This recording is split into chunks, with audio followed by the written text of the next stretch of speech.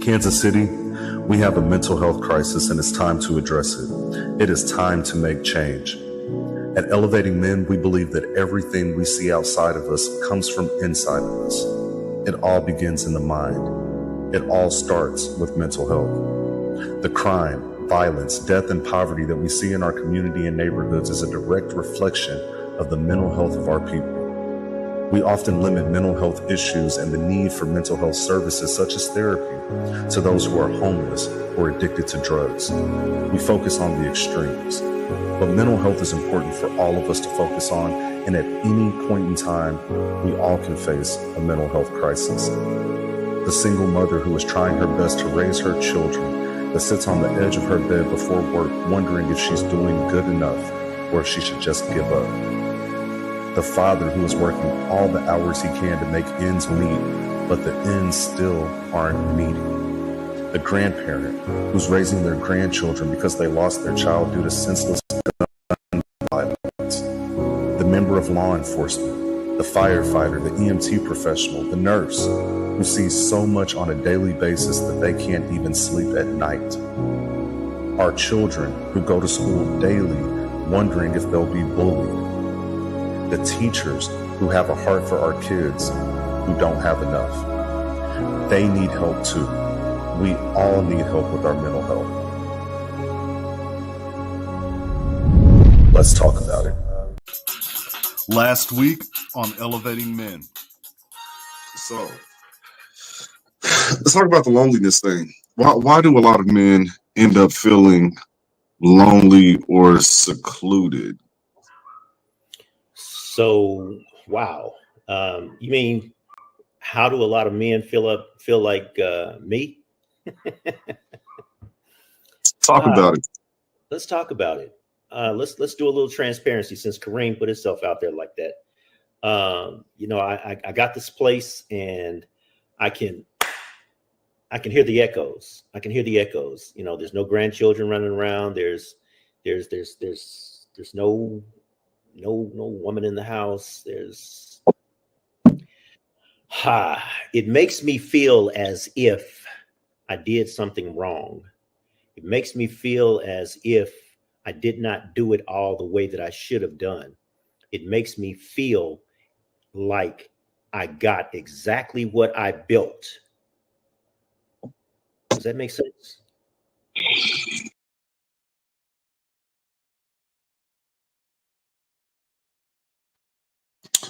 Hey, what's up, everybody? It is Monday night, and it's time for our Monday Men's Mental Health Panel. Listen, if you have been missing out on Elevating Men, you have been missing out on some good things. So what I need you to do, take a second and hit the subscribe button on our YouTube channel. So keep this app open, go to YouTube, hit subscribe so you don't miss anything. You can also catch up on all of our past episodes, but we're going to jump right into the content. And so as you saw the video before last week, we were talking about mental health and how it affects everyone. As you saw in the trailer, that's what we do here at Elevating Men. We advocate for mental health. We want everybody to be in the best, most healthy state of mind so that they can be the best version of themselves for their families, but not only their families, but for the community at large. And so one of the issues that we all have is loneliness. As you saw, our brother Boykin, he was so transparent. He was so honest about his situation. If you saw that show, there were several other people that chimed in and they said, hey, I've got this feeling of loneliness, this emptiness, this feeling inside that I can't shake, that I can't get rid of. And so it sparked a thought, it sparked a conversation. If you've been following us for any amount of time, every show that you have seen on Elevating Men has been a part of our lives, whether you realize it or not. Elevating Men started with the transparency of myself opening up about my father wounds, and then it expanded from there. And so every episode that you see, there is a piece of the men that you see on this screen in those shows. And so let's talk about settling, right? We're talking about, is it good to settle? Is it not good to settle? The title says that you need to settle. And so I'm sure a lot of people are like, I ain't settling for nothing. And so let me give a little bit of clarification before we really jump into it. I've had a new realization lately, people, a new realization that settle is not a bad word. And in fact, when I looked it up, I want you all to Google the word settle and see how long it takes you to get to a negative connotation. What I saw is a description of, cement. right? You pour the cement, you can't build anything until it settles. Is that correct? If you throw some seeds in the ground, until it actually takes hold in the dirt and settles, the roots can't grow. Therefore, you can't produce any fruit. So why is it that when we come to our lives, when it comes to our careers, when it comes to our relationships, when it comes to everything else, we immediately jump to the negative version of the word settle? I'm saying we need to settle, but I'm not God, right? I don't make all the answers. And so I got to holler at my brothers here on the panel, Coach G. There on the bottom, we ain't seen him in a little bit. To my other side here, we got our brother Lojo Speaks, VP of Elevating Men, and we also got Dinner and Dialogue. So let's talk about it, fellas. Who wants to go first? Should you settle or should you not? Looks like we got some fingers pointing at Lojo. Let's get it cracking. Should we settle? Should we not? Yeah, I mean, absolutely. I don't think settling is a bad thing. I think when you think about, like, I think about myself on a personal level. You know, I have a family of 5. I got 5 kids, a lot of kids. I have to have some sort of settling in order for this family to be successful. Settling, another word that we could use for settling is just on the tip of my tongue.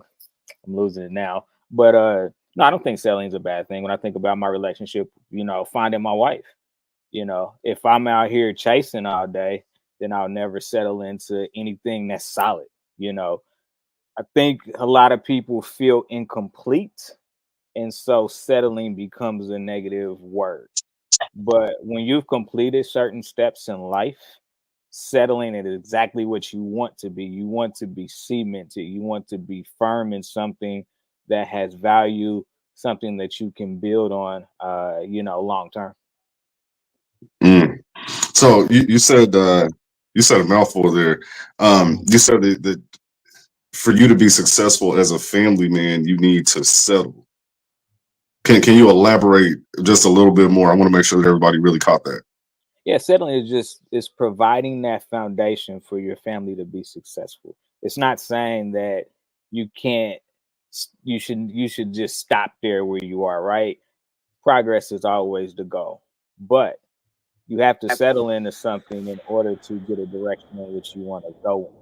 And so, being all over the place provides no foundation for success in general. Settling into a plan that you've created, then you start actioning that plan, right? So that's what I mean when I say, settling in. It's creating a plan, actioning that plan, but you have to have a plan, and it has to be settled. It has to be firm. It has to have that foundation in order to build upon. Thank you. I appreciate that. Coach G, why do we specifically as men have a problem settling? Because I know there's probably some women that are watching right now and they're like, I wish this dude would settle down. I don't want to feel like he's settling for me, like I'm subpar or anything, but can he settle down, please? So talk to him, Coach G. Why can't we settle as men? What is our problem? I think we feel like the grass is greener on the other side of the fence. I feel like we're always thinking there's something better or greater, whether that's in a relationship with our woman, or whether that's a job or career that we're pursuing, whether that's the car that we're driving, the home that we're living in, the clothes that we're wearing, the persona that we give off. We always feel like there's something better. And I think that's wasted energy sometimes. I mean, to my brother's point earlier, I see nothing wrong with settling. And I know when you asked me about this topic, I had to chew on it for a minute because, as you said earlier, it's such a negative connotation with that. But I think a strong man, a godly man, a wise man picks the spots that are necessary for him to settle. When you asked me about this, I worked on this again this morning. I came up with 5 strategic points that I felt like were relevant that we can talk about during the course of the show, but I'll just throw them at you real quick. Why a man should settle: focus on stability, It helps you to focus on stability. Number two, it helps you to deepen relationships. Deepen relationships. Number three, resource optimization. It allows you to optimize your resources. Number four, it helps you to achieve contentment. We all need peace. You know, when we get to our age, we're searching for peace. Number five, my favorite, was it helps you to build a legacy. And obviously, I'll be happy to go through each one of those. But those were the 5 points that I really chewed on as I prepared myself for this show. And I'll let y'all kind of chew on that too. Those were a solid 5 points. Those were a solid 5 points. I definitely want to jump into those. Drew, we haven't heard from you yet. What are you hearing? What are your thoughts on settling? I don't have any, dude. You have to listen to both those brothers. I don't have any thoughts on settling. Gosh, but why am I not settled? Why am I so unsettled within my mind, within my body, within my spirit? Why? What is my why? What do I want? What do I want to be? And I'm still trying to figure that out at this age, in the gray age. Or maybe I am tired of settling. Maybe I've settled so much in my life that I'm restless, and I'm now looking at the clock or the glass as half empty, and there's so much that I want to still do, and I don't want to settle down anymore. But the biggest part of that is I don't know what I want. I don't know what I want to be. And that is why I am so unsettled in my spirit. So that's a different take. That's a different take. For those of you who are tuning in, we appreciate you being here. Shout out to Keith Cooper. Love you. We appreciate you. Miss Renee, aka Steph. She is one of the best actresses in Kansas City right now. So definitely check her out. Make sure you follow her. L Beezy, part of Elevating Men. He's in the comment section inviting his people. We appreciate you, brother. Shal76, she's tuning in from YouTube. She said, this is true. Providing a stable foundation requires a settlement in order to reach the plateau of many levels successfully. We agree with you, but sister, I want to know from the people in your circle, the people in your network, when they hear the word settle, what generally comes to mind and why? If you could drop that in the comment section to add to the conversation, we'd appreciate that. Andrew, you said that you get to a point where you said you're actually tired of settling. And so I want to elaborate on that because I'm sure there's a lot of people that feel the same way that you do. May I ask, is that because you felt like you settled in the earlier years of your life, or that you did not settle and then it just left this void that says, maybe I never want to settle because at this point, like you said, I've only got so much time. Last week you had the hourglass. You alluded to running out of time. You alluded to that again. Give us some context. Help us understand.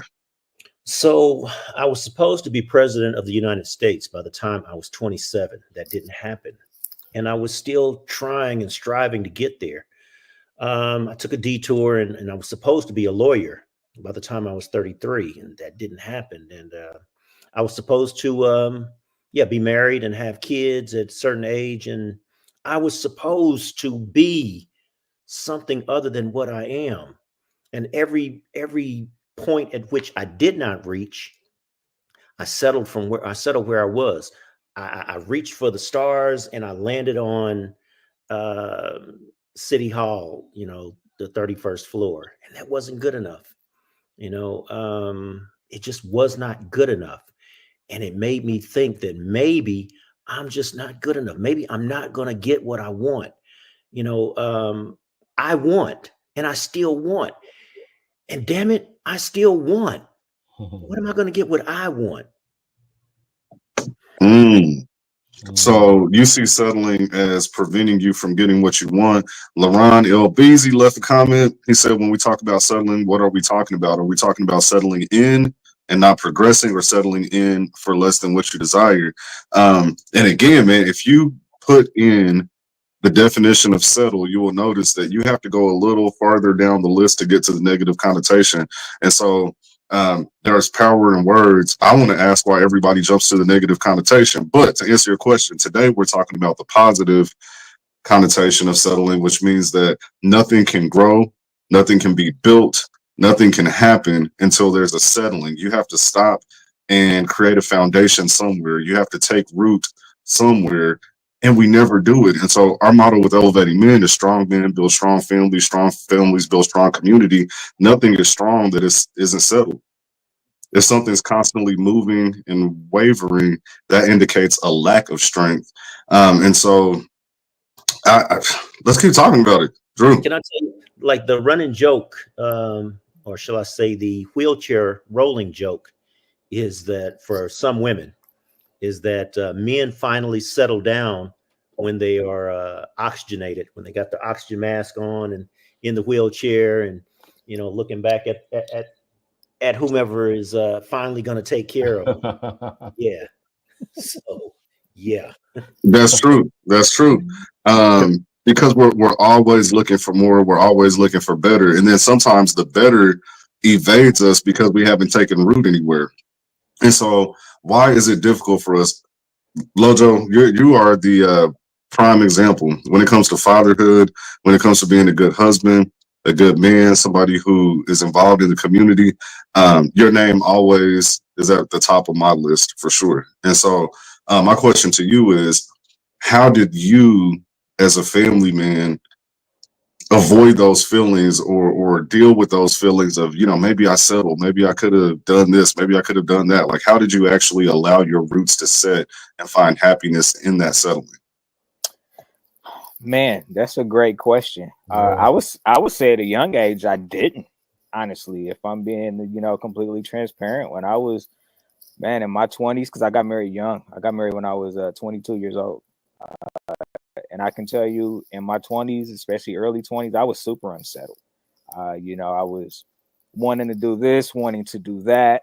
If it was kind of that mindset that, you whatever you want to achieve, you can go out and achieve it. Right. And, I guess the negative side of that is when you're chasing so many things that you have no clear direction on where you want to go, you'll find yourself anywhere and everywhere. I came to a point in my life where I was like, man, all this chasing is getting me nowhere. Pick something that you can be successful at. And, it was staring me right in front of my face. Look at this family that you and your wife have built together. Focus there. How do you plant your roots so that your children can understand and see what hard work is about, what dedication is about? Those were the important roots to be planted because they didn't ask to come into this world. Me and my wife brought them in. And so it was important coming from a fatherless home, not for me to repeat in those same thoughts and activities that, my father did. And, we've talked about this, plenty of times. My dad didn't know how to be a dad. And so it was impossible for him to teach me how to be a dad because he didn't know how. And, I simplified it so much. I was like, I've overcomplicated this and now I need to back up and simplify it. And it was in that simplicity that I found my space. It was in that simplicity that I found my footing. No longer was I concerned with being the president of the United States or, the best running back ever to play, football. That wasn't important anymore. It was, you've already created a foundation. You just need to build upon it the right way so that the next generation, that legacy that we talk about, so they have even a greater grasp on what they want to accomplish in life with the resources in front of them to be able to do that. I love it. Keith Cooper, he said, if I didn't settle, I would be in jail at this point. Another solid family man with a strong career, Strong focus on community. So I definitely want to shout him out. LaRon, if you're still watching, I'd love to hear your answer to that as well. You're another family man that I respect. Man, how did you settle? How did you get rid of the negative feelings or the negative connotation in the word settle as you build your family? Andrew. So I wanted to piggyback off of what something Lauren has stated. I wanted to give a shout out to the ladies at What's the TKC. You know, I had an opportunity to share with them yesterday, and wow, ladies are phenomenal. But I said something yesterday about my opinion on how men are not present. A lot of men are not present, and I made that clarification that not all men, because there's two men that I know of right now, Lauren and LaRon, who have chose to grow their foundation. But I was giving this example of men who think in tomorrow and always looking to get to tomorrow, and they were not grounded. They were not present. You know, I'm always dreaming. I'm that guy. I'm always dreaming about where I want to be versus accepting, understanding, and fully being exactly where I am before I take my next step. So that is probably why I am still unsettled. So both of you use the word accept in different contexts. I see you, Coach G, real quick, brother. So both of you use the words accept. Lauren, you said that I accepted that I was not going to be president of the United States, and so I chose a path and I went forward. Andrew, you just used the word accept again. So my question is, does accept mean to lower your standards? No, accept means for me, accept means to kind of like respect, meaning you fully see exactly what's presented before you. You don't add anything to it. You don't take anything away from it.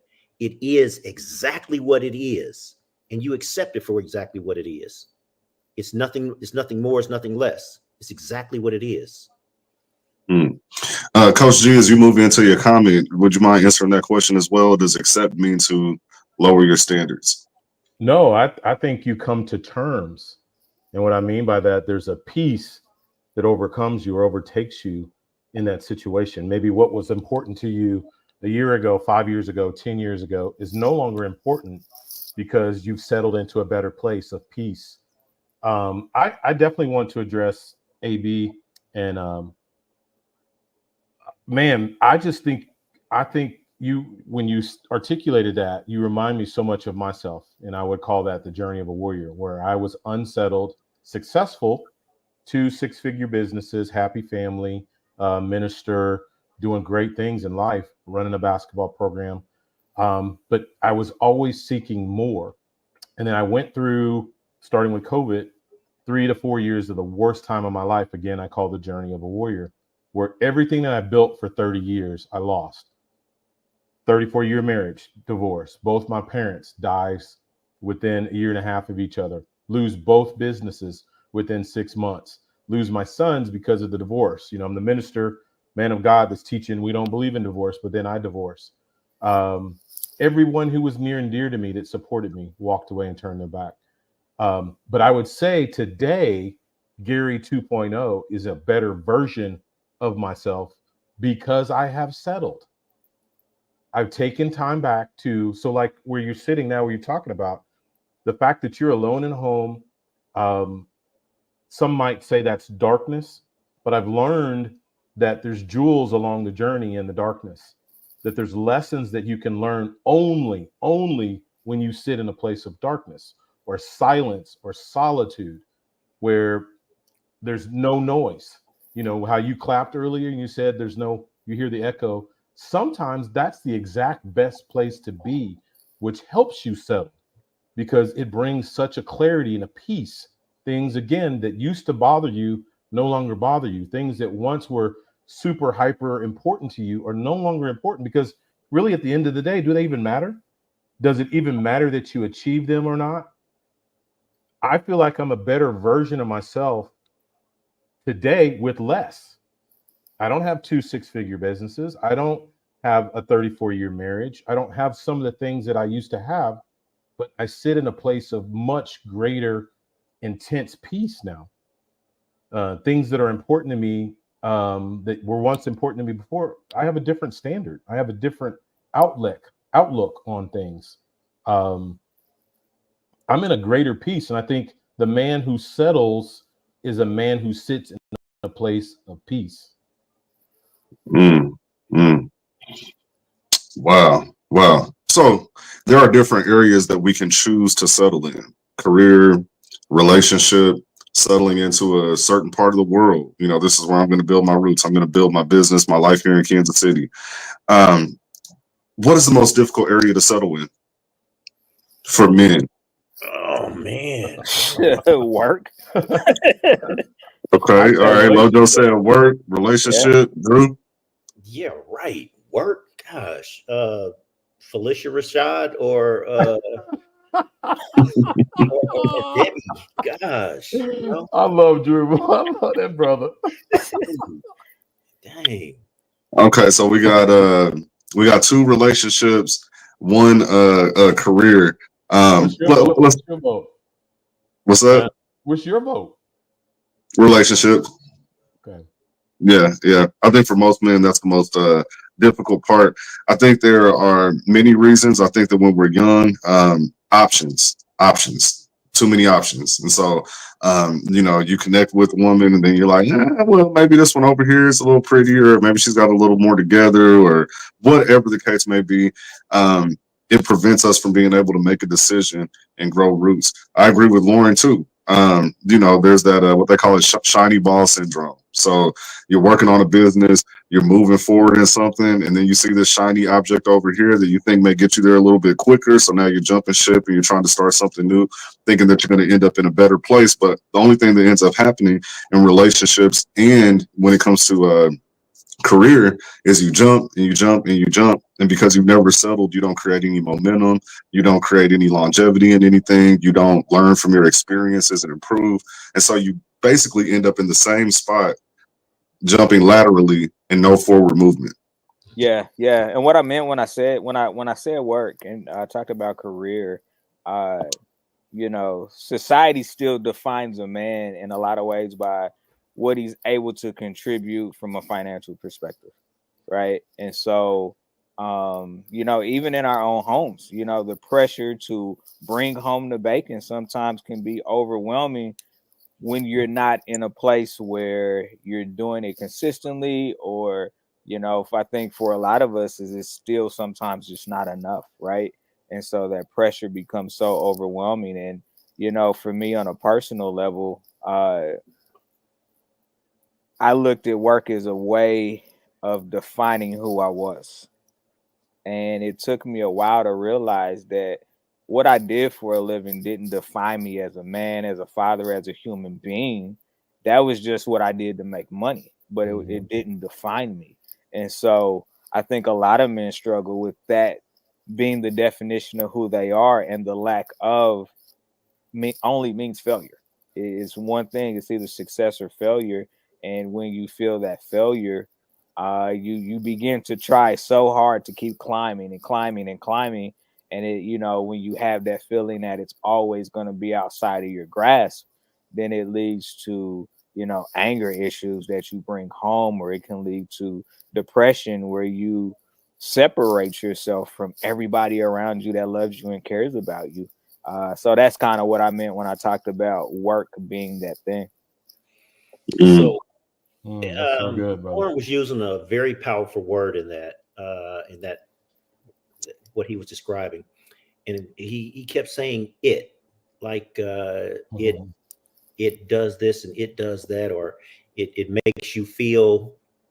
And forgive me for butchering what you were saying, but for me, that it, which is outside of me, that it was my defense mechanism or my rationale for not accepting that I was the it, that I still am the it. Mm-hmm. I did not accept me. I did not accept that I was good enough. You know, the car that I'm driving, it's not good enough. Well, it's not good enough because, and that because actually starts to tell why I don't like it, what it's not doing for me. The job I have is not providing enough for me. And if I get deeper into it, those provisions that I'm still longing for, that I'm still empty inside. That woman that I have on my arm, she is not. Everything outside of me is indicating to me what I'm still searching for inside, what I still have not accepted all of who I am. Does that make sense? Yeah. Yeah, so we're back to that word acceptance, and so I think there's something there. Our brother Corey, thanks for tuning in. People check out his platform; he has great conversations as well. He's been on Elevating Men a couple times, and so we appreciate him tuning in. He said there's a fine line with settling and acceptance. It can be peace, but it can be complacency. Also, my question, as it relates to acceptance, is it easier to settle into something once you feel accepted? Is a lack of a feeling of acceptance part of why we don't settle? And so just a little more context. And I see you, Lojo. I see you. For the audience, when you don't feel, as a man, you don't feel like you make enough money, you can't provide in the way that society accepts. It makes it harder for you to settle into that career path.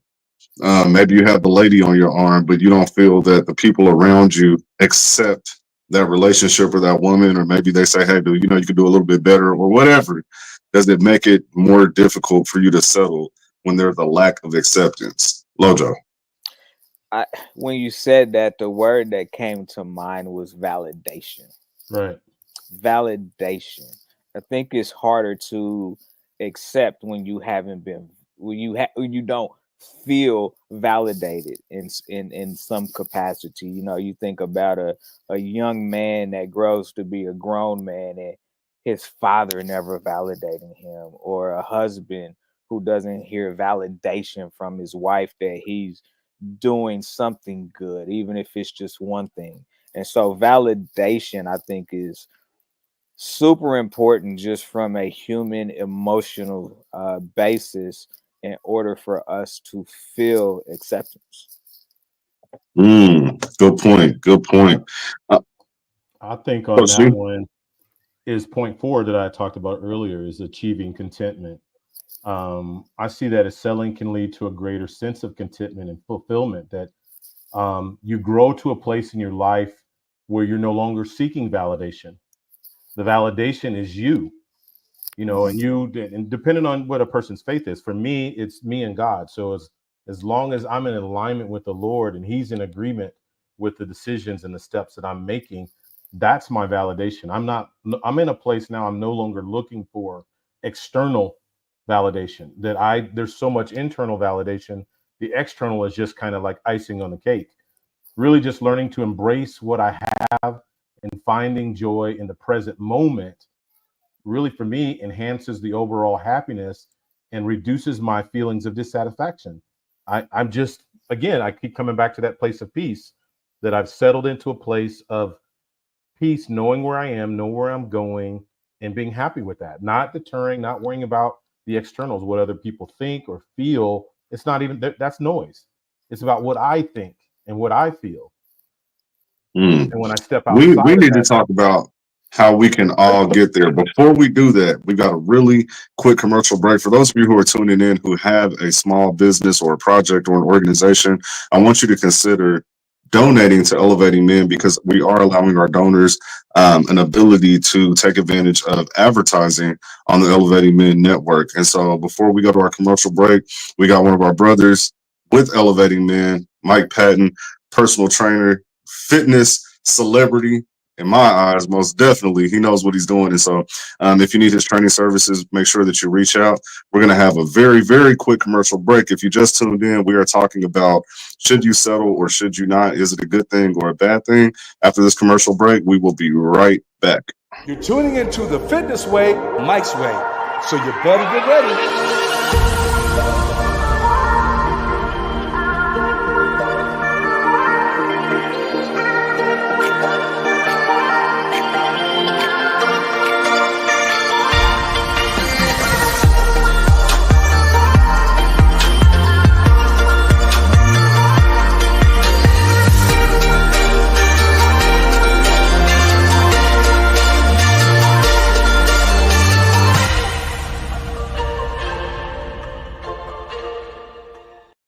your CDL is more than just earning a certificate. It's about creating a balanced life and prioritizing what matters most. At Aries CDL Institute, we understand the importance of mental health, work-life balance, and spending quality time with your family. We're here to guide you into a rewarding career that not only supports your financial goals, but also allows you the flexibility to be there for your loved ones. Let us help you take the wheel of your future, because a fulfilling career starts with a healthy balance. All right, all right. So for those of you who are tuning in, we are talking about settling. Should you do it? Should you not? Is it good? Is it bad? So far, we come to the conclusion that settling can be a good thing. When we talk about cement and the ability to build a home, or build a structure, the cement has to settle. If we're talking about growing a plant for food, the seed has to settle. It has to bring roots. But there's a difficult thing for us men when it comes to settling, which is we don't want to do it. We don't want to settle.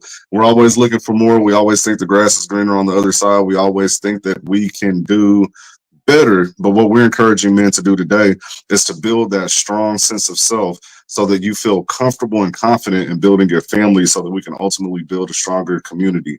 Coach G, you had a list of 5 things that you pulled from your hat, things that came to mind when we talked about settling. I'd like for you to touch on those again, and we're going to pick one and dig a little deeper. Sure. I think to Lojo's point was number 1 when he was talking about work is focus on stability. And then when the rest of us talked about relationships, number 2 was deepening relationships.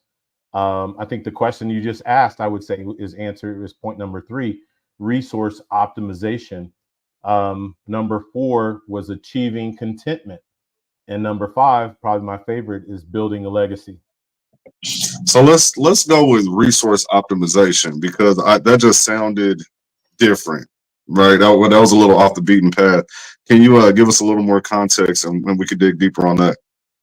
For me, by settling, you can allocate your time, energy, resources more effectively. I had to learn this the hard way. Rather than constantly searching for new opportunities, new relationships, new businesses, new friendships, new everything. Rather than searching for new stuff, I learned I could just simply invest in what I already have.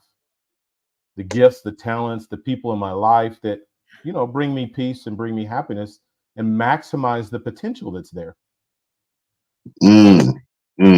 That's huge. Gabriel Rome, shout out. We appreciate the support. He popped in at the mental health town hall, and so we all want to say thank you for being there. We appreciate you. That was an important event, and we're glad that you were able to attend. He said we need to take the negative connotation off of settling. People settle in life all the time, every day. If you're late to work, you settle for not eating breakfast to make it to work on time. For some reason, people tend to forget this everyday skill when making major decisions. Drew, whenever you sit up in your seat, I feel like you have something to say. You were leaning back cool as a fan, and you just popped up. So what is your thought, my brother? So in the upper right-hand corner, I'd like to believe in everybody's screen is the EM and a pyramid. And that pyramid, I'd like to believe we were talking about Maslow's hierarchy at one point in time. And that's where I stay. That's where I live. And we were talking about, I think Lojo talked about validation when you asked about acceptance. And yeah, there you go. So if you look at the bottom one, that being the most important one, which is to settle, to have a settled foundation so that you can build upon. And as you build, you secure it to make sure that it does not float away or break or fall or whatever the case may be. And then you seek acceptance. You seek acceptance from friends, intimacy, loved ones, family. You seek acceptance, and then you wonder how they accept you, meaning what they think of you. And that's where the validation comes in, the esteem, the respect of others, and then you begin to feel yourself that you now are and you have something to pass on, as Gary talked about, that legacy. What I'm hoping is that we will understand that many of us have things out of order. We're seeking to be respected, which is the fourth one, meaning, hey, my peers, everybody, hey, you got to respect me because this is who I think I am, which is number 5, but I'm not sure of who I am. You know, I have no self-actualization. I don't know my actual self. And then what I'm trying to do is I'm trying to fit in and be accepted by various circles. You know, I don't have to say anything. They don't have to say anything about me. Just let me stand in the room because I don't want to be alone. Right. So that's where that acceptance is. So we're working from the top down, which is totally backwards, and we have nothing to stand on, and we can't secure anything. So I just saw something different when I saw the hierarchy. At the top, you have self-actualization, which is your desire to become the best that you can be. But before that, you needed to feel accepted. And so do you all agree that you need to feel accepted before you can step into the highest version of yourself? Because we were having this conversation before the commercial break, and we said that, nah, like validation isn't necessary because we need internal validation. According to the hierarchy, it says that we need some level of acceptance for us to feel that we can self-actualize. Is that correct? Well, look at that again, because I think you're skipping one. I No, think esteem. So self-actualization's at the top, but esteem is where we have status, recognition, so that's respect. but acceptance, the way that the other thing reads, acceptance is number 3, meaning love and belonging, being accepted, belonging. Esteem is validation, how others think of you. That's Okay, how well, validated. So we need to feel validated to reach our highest version of ourselves. Exactly. My only thing in Interesting. that, AB, would be validated by who? I think that's one of the He things that's says really, self-acceptance, not external. Mm-hmm. that's one of the things I feel has changed in me because I was that people pleaser Mm-hmm. seeking validation. I Mm-hmm. make a decision that I felt was a good decision or choice for myself, but had the self-doubt because I'm like, I wonder what my peers think. What does my brother think? What does my boy think? What does my father think? What does my wife think? When I knew in my heart of hearts that choice I'd made was the right choice. And then sometimes because I didn't get the validation external, Mm-hmm. I pivoted off of that choice and went with a different choice that turned out to be to my detriment. So to Brother And Keith's that's point, what happens with our kids. That's what happens with them. Drew, I'm sorry. What did pivot mean? Did you change directions? Did you go someplace else? What? I changed directions and made a different decision instead of staying the course. To what Brother Keith is talking about here, had I stayed the course and trusted myself, my internal validation, which now sometimes I don't necessarily trust all of my choices and decisions. I've really in a dependence, not when I say dependence, don't take it as codependency, take it as interdependency on the Lord. Mm-hmm. I've partnered with the Lord that, okay, now help me make decisions. You are God. Let me sit next to you and co-create life for myself. When I heard you say, people please, Mhm. okay, what popped into my head was, I think that I have this gift. I think that I am. That was my self-actualization. So I'm taking myself around these people, attempting to please them to gain their acceptance of me. Mhm. And if I get their acceptance of me, then maybe I will be around them, and they will surround me and I will feel safe. And as I'm feeling safe, now I can figure out what I want to do or build. Do you see how that went from top to bottom, which is not build, not secure, not believe in self, not be accepted or accept however others see you, and not accept exactly who you are. I kind of see that as a self-image of yourself, and you're going around trying to get others to see what you think you see in Mhm. yourself. Am I saying that the same way you're saying Yeah, that? yeah, we're going from top to bottom. Yeah. Mm, Shell 76. I settled for a lower salary to have more time to build a solid foundation for my passion, providing care for the disabled community while maintaining mental balance. One, we want to thank you for the work that you're doing. That's important work, and so we commend you for that. But I settled for a lower salary to have more time to build. And so the point that Gary made was that we're able to conserve our resources and use them more effectively once we've settled, because we're not spread so thin trying to do so many things. Lojo?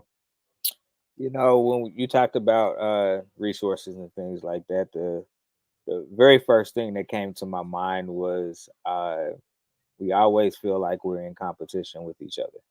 Come on, brother. Come So on. when we do Say that, the dirty word. our resource is right next to us, but we're competing with the resource that can help us get to that next place that we're trying to go. Because it's that, well, you know, it's kind of that snake in the grass or crab in a barrel mentality where, you know, we're trying to pull each other down because we're afraid of being left behind, Mhm. right? That's And powerful. so, this whole thing right here is a direct reflection of laying down our swords and saying, let's work together instead of working against each other. Let's work in parallel because we have a common goal, a common thought, a common dream, desire that we want to attain. So, how do we support each other? How do we leverage each other, utilize each other as a resource?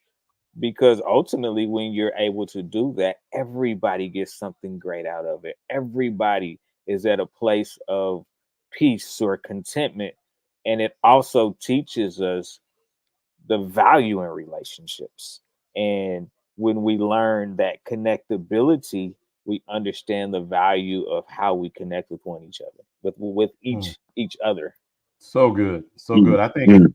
Lojo speaks, man. You just articulated point five, building a legacy to me, where that man settles and allows the chance to create a lasting impact in your community or your field or your family or whatever it is that you're engaged in. You dedicate yourself to a cause, a career, your family, which obviously you've done a great job of, where you can leave a meaningful legacy that influences future generations. It's not about what is here today. Our job, like with my boys, my ceiling should be their floor.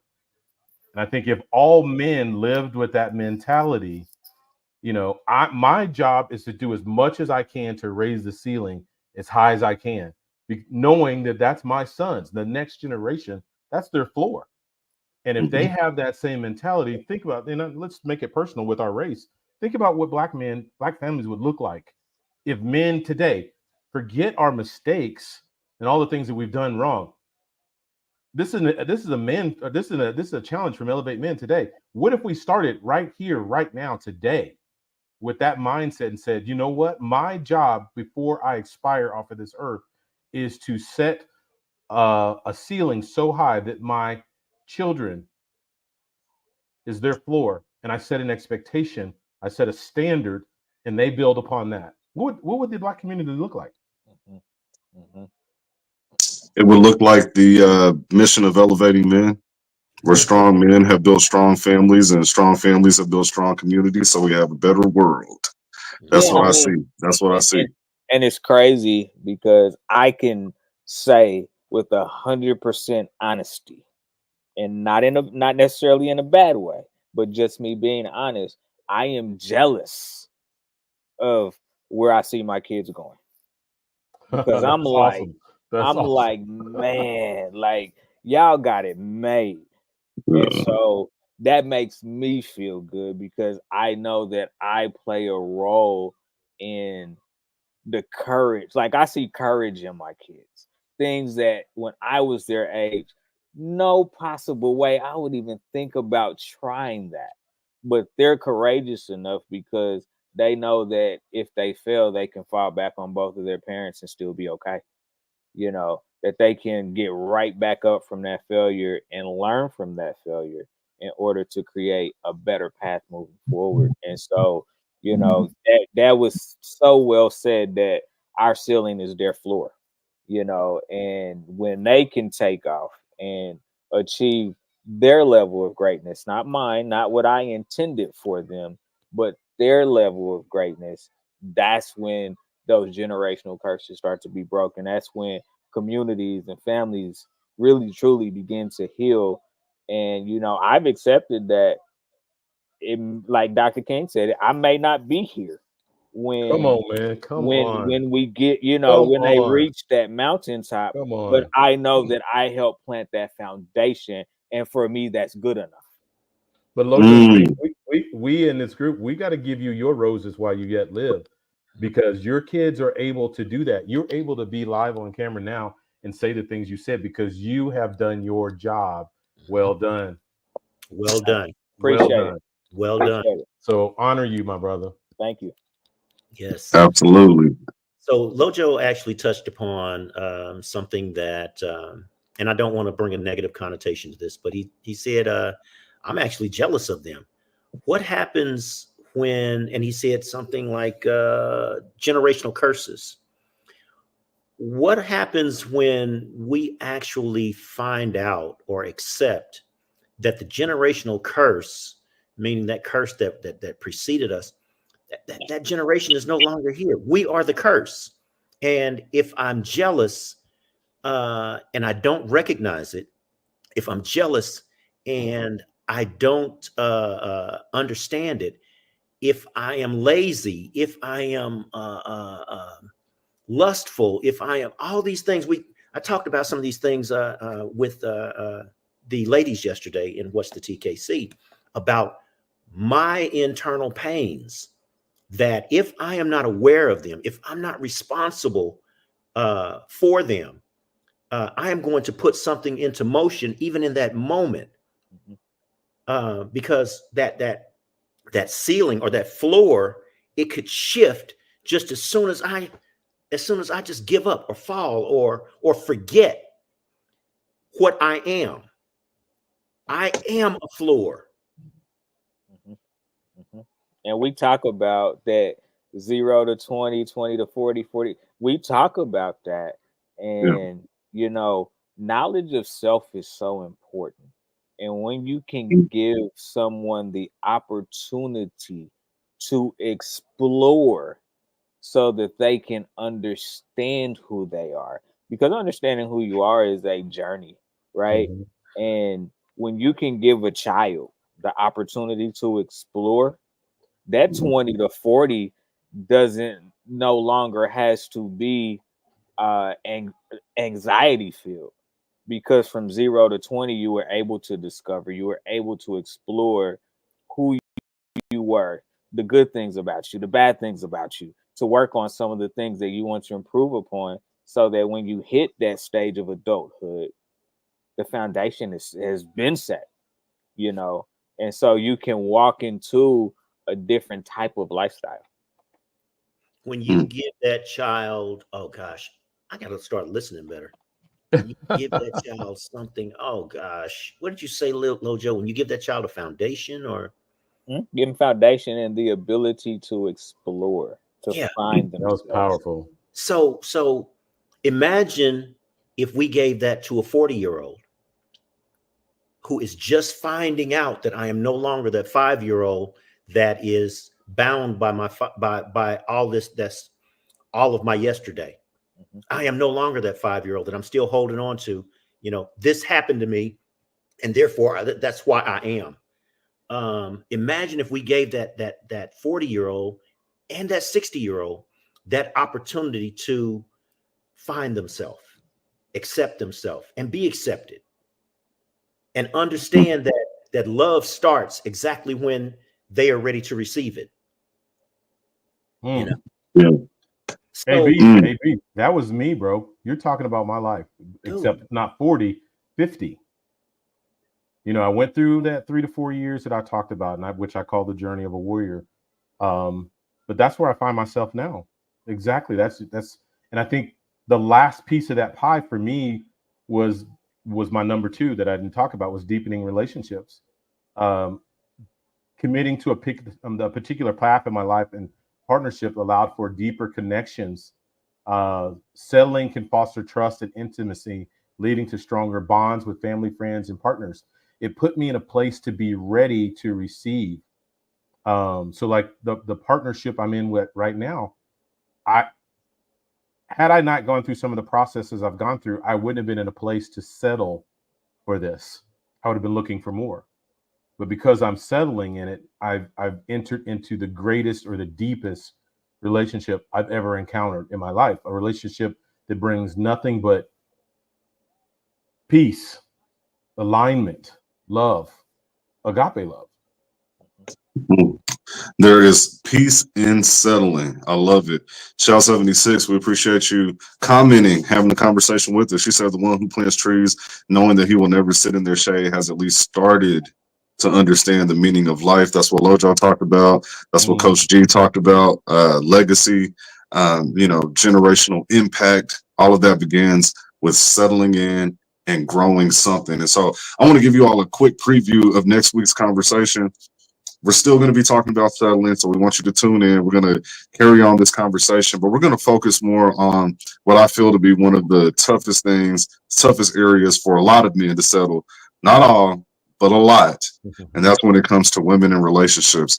We got the author of 10 Reasons Why I Refuse to Say I Love You, AB, Dinner and Dialogue. He was representing himself as well as the Elevating Men on What's the TKC just yesterday. And in that book, he talks about the strife and the anonymity between man and woman. And he talks about the battle that man has within himself and with God, and then eventually the woman. And so just to start the conversation, we're going to end up cutting it off tonight and we'll pick it back up next week. But with all of the things that you put in that book, all of the strife that a man can have in a relationship, what is it about us men that makes us think when we move to another pasture, we see that green grass, that it's not going to turn yellow just like this one did? Why do we think that there's something different? Why can't we settle when it comes to women and relationships? What's your take on that? Come on, AB. Come on. So that word that you use, why do we think? Man for some reason thinks that he is, because he does not know that he is. He thinks that he is. He does not know that he is. He does not know who he is, what he is, where he is, when he is, why he is, and definitely does not know how he's feeling about all of that confusion that he does not know. And he does not want her to know that he does not know. Wow. Lojo, what's your take on that, man? Why do we have such a hard time settling as men? What is it? Man, boy, you said a mouthful with that one. You said a mouthful with that one. I think when you talk about relationships, is we as young men don't really know how to form relationships. And so when we start extending that to a species that thinks and operates differently than we do, when we're already in conflict with ourselves, we're just adding more conflict because we haven't settled in who we are in order to be strong in who we are, in order to articulate who we are to that partner that we're trying to build a foundation with, because we don't have knowledge of self in any capacity. Oh, wow. And I would say because we don't have knowledge of self, we are always looking to self-soothe because, man, like, I don't know who I am. I don't know where I'm going. I don't know what I'm doing. My mind is idle. That's the devil's playground. Oh, play. Yeah, let me play with her and her emotions and her heart and her body and everything else. And so I think that a part of it has to do with when we don't have a plan, we don't have a direction. We feel useless. When we feel useless as men, we self-medicate. And one of our favorite medications, unfortunately, tends to be somebody's daughter, somebody's mama, somebody's auntie. Oh, man, that hurt. Re-embodied mind of mine. So you've seen him on here. We call him Big Unc. His mama call him Marcus. He said, I don't think we think we're not the problem. Larnell Gregory Jones, that's one of our brothers from another mother, but that's actually Lojo's real brother by blood, by relation. He thought that was funny. So Marcus said, one, why even settle? Why choose less? I don't want to settle. I want to choose to grow with someone.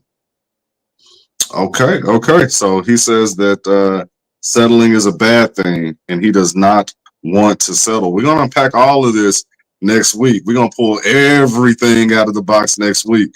Coach G, what are your thoughts, man? Relationship settling. Why is it so hard? Why is it when you have a good thing, you're always looking over there? Why? I think it's insecurity. I think it's the unknown of our own feelings. We have no idea how we feel and what we think. Is it real? Is it should I think more? Should I think less? And I think we don't know how to be vulnerable. Women seek, I think vulnerability to a woman is attractive. And a man that can't be vulnerable,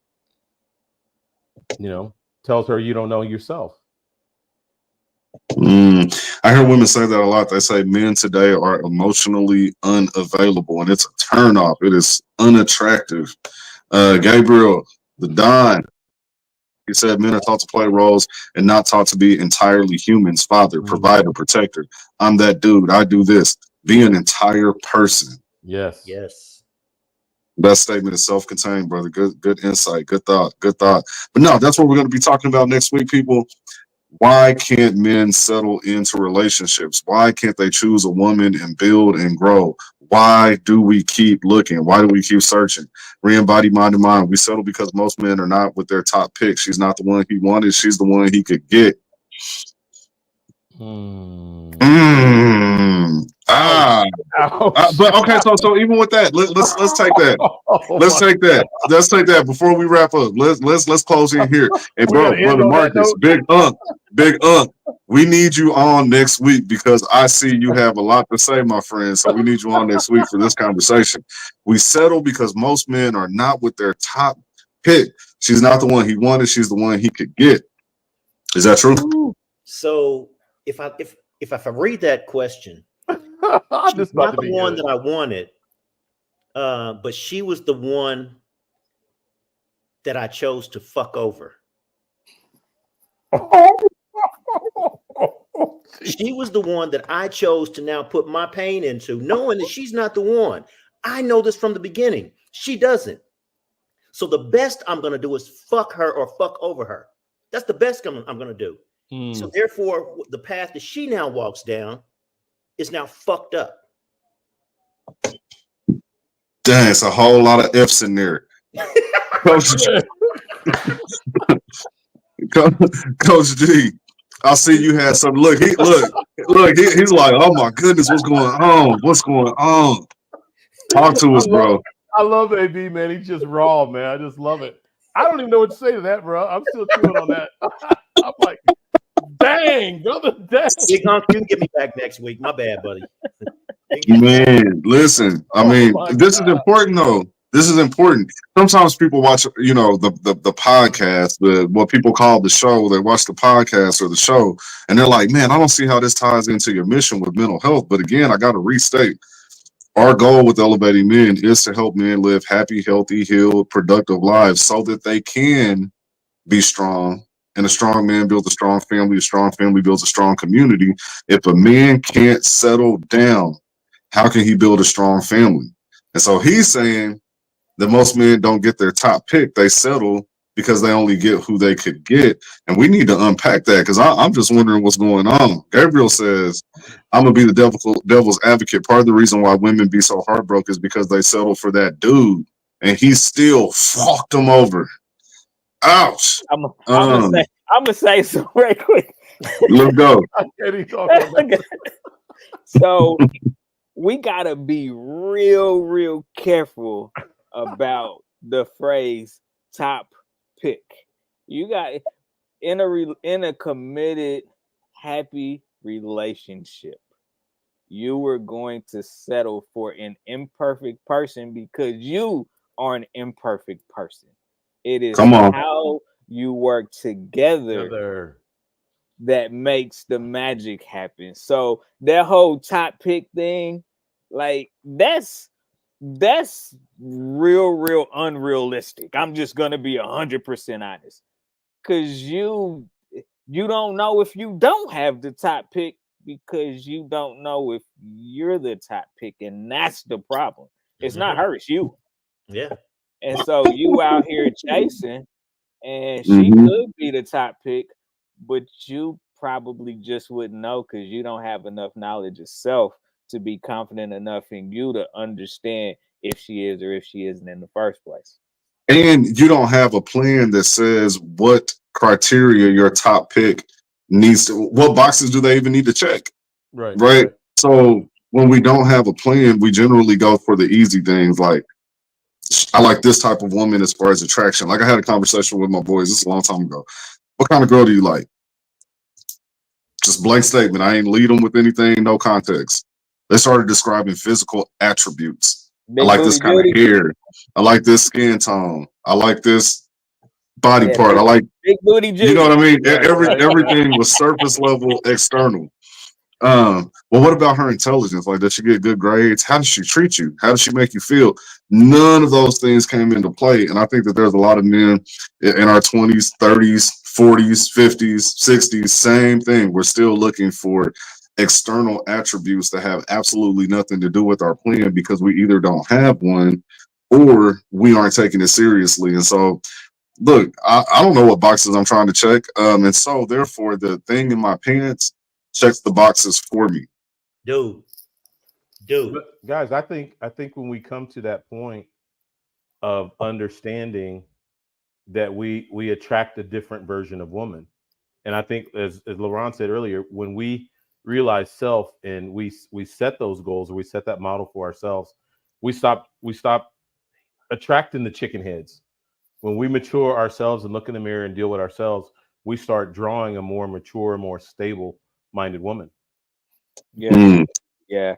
I found my mate when I wasn't looking. Ditto. I wasn't even looking. I was done. I wasn't looking. And magically she appeared. So Yeah. maybe that's how you get your top pick. Maybe they just magically appear when you ain't looking for So let me ask you this. Let me ask you this. My married brother, how did you know she was the one? How did I know she was the one? She brought me peace. Come on. That's how I knew. She brought me peace. Come on. And I knew I trust me, I knew that some days it was gonna be rocky because she wasn't feeling peaceful, therefore the house wasn't gonna be peaceful. But a majority of the time she brought me peace, and that's what I was looking for. One of the most important pieces that I was trying to check off was, am I at peace with myself? Am I peaceful when she is in my presence? Like that's what I was looking for, because Wait I a minute. just came out of a non-peaceful relationship, and so I wasn't trying to go back into that. Come on, bro. So let bro, you are on something here. For the ladies who are watching and they're saying that I want to be this man's peace, what does that even look like? If you were to advise your daughter and you said, daughter, be his peace, that's how you're going to get the man that you want, because there's two sides to this equation. And I've heard a lot of men say, oh man, I felt so peaceful with her and that's how I knew she was the one. I've heard that so many times. How does a woman become a man's peace? What is that? When it's rocky, when the ocean is rocky and you can feel it, but her presence brings you comfort. Because life is full of roller coasters and highs and lows. But am I with somebody that I can be like, yeah, but we good, we gonna get through this. Like this is just a temporary storm, but we are going to get through this together. Like that's a woman that's gonna bring peace. When you got somebody looking and they like, what you gonna do now? Okay, well, you know what? That's going to bring me high levels of anxiety, right? That's not a partner. That's somebody that's looking to me to provide everything. And a marriage is a lifelong partnership where sometimes she leads and I follow. And then there's times where she's like, baby, I need you to lead and I'm just going to get behind you. And, you know what I'm saying, let you navigate this thing. It's a partnership. It's not a dictatorship. It's not anything where you are the only one that has any control. It's a group effort. you know. And then when you start talking about bringing kids in it, if it's not a group effort before they come in, hey, yeah, trouble.